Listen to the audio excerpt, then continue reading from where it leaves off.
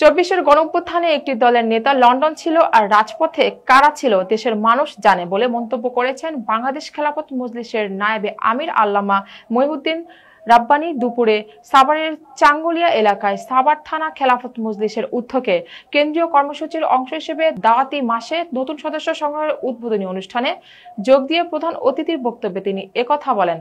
বাংলাদেশ খেলাফত মজলিসের নায়েবে আমির আল্লামা মহিউদ্দিন রাব্বানী এ সময় আরো বলেন, বাংলাদেশে একটি দলের নেতারা সিলেটে পাথর লুট করছে আর তারা বড় বড় কথা বলে মানুষকে বিভ্রান্ত করছে। তারা চাঁদাবাজি, রাহাজানি ও লুটতরাজ করছে। দেশের মানুষ সব জানে। তাই আগামী জাতীয় সংসদ নির্বাচনে দেশের মানুষ তাদেরকে প্রত্যাখ্যান করবে বলেও বলেন তিনি। বাংলাদেশ খেলাফত মজলিস ঢাকা জেলা উত্তরের সহ সভাপতি হাফেজ মাওলানা নূর মোহাম্মদের সভাপতিত্বে উদ্বোধনী অনুষ্ঠানে এ সময় অন্যান্যদের মধ্যে বক্তব্য রাখেন বাংলাদেশ খেলাফত মজলিসের সাংগঠনিক সম্পাদক আজিজুর রহমান হেলাল, ঢাকা জেলা উত্তরের সভাপতি আনোয়ার হোসেন, সাধারণ সম্পাদক ফারুক হোসেন। আজ প্রায় ৩ শতাধিক মানুষ বাংলাদেশ খেলাফত মজলিস ঢাকা জেলা উত্তরের সদস্য সংগ্রহ নবায়ন করে যোগদান করেন। সিং আল্লামা মহিউদ্দিন রাব্বানী, বাংলাদেশ খেলাফত মজলিস নায়েবে আমির।